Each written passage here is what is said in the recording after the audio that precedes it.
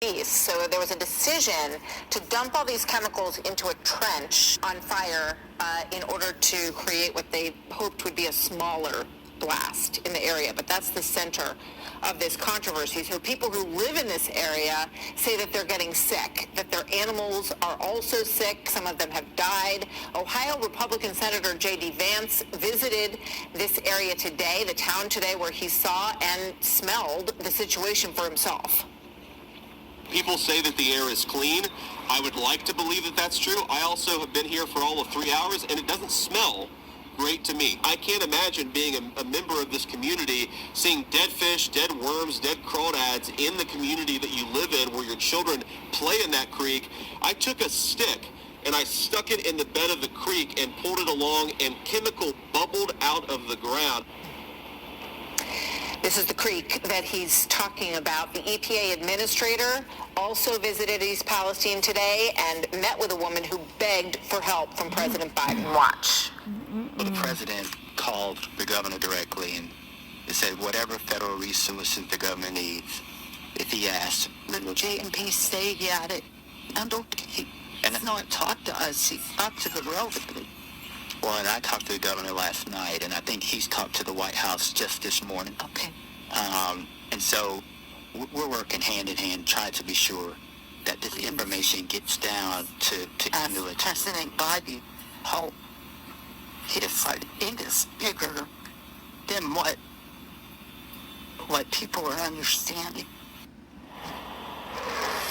So with that, we bring in Jessica Helpe. She lives in East Palestine, but is staying at a hotel now. Jessica, good to have you with us today. Tell us what your family has experienced in all of this. There's the obvious initial trauma of being evacuated from your home after witnessing such a huge blaze happen. But really, every day that happens, there's a little bit more that's added to it because, we're finding out now people like myself who are why am I having this headache?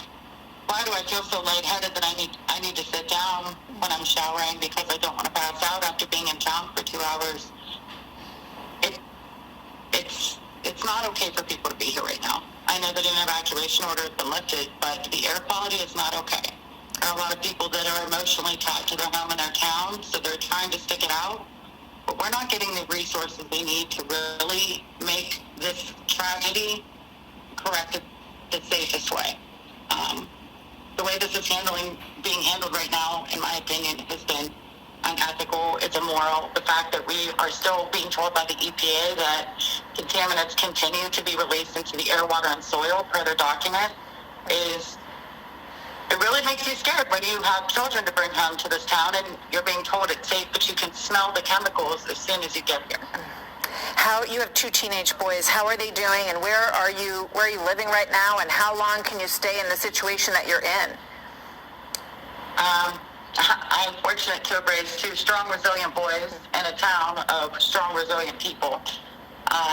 So my boys are handling things day to day better than I could ever anticipate, and I'm grateful for that. I will say that my youngest son came into town one evening for a basketball tournament, and after leaving town, both he and I had tremendous headaches that were sort of all in our face area. His got so bad that he threw up. Mine got so bad that I thought I was going to pass out because it made me lightheaded. My other son doesn't seem to show symptoms right now.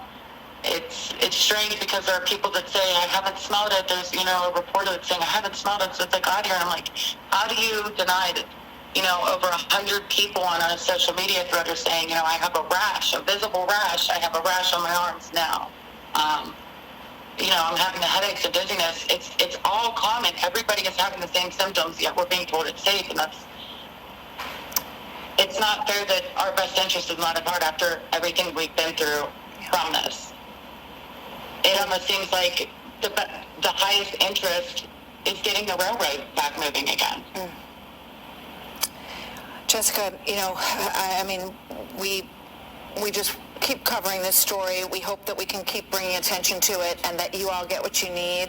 Our hearts go out to you and your family, and very strong and resilient, as you say, but you need some true support out there, and we We have sincerely not hope you get it. received any aid from FEMA. We have not received any. Our local communities have been amazing. There's been local communities, local organizations, even individuals that have been amazing. The water is not an issue because people around here are tight-knit, and they're taking care of each other in the ways that we can, food and water. But there is more to this. They need to clean up. They have covered a lot of the contaminated soil rather than removing it. We are still being poisoned. They need to handle this the right way, the moral way, the ethical way, the humanitarian way. They need to get this cleaned up correctly so it doesn't kill anything else.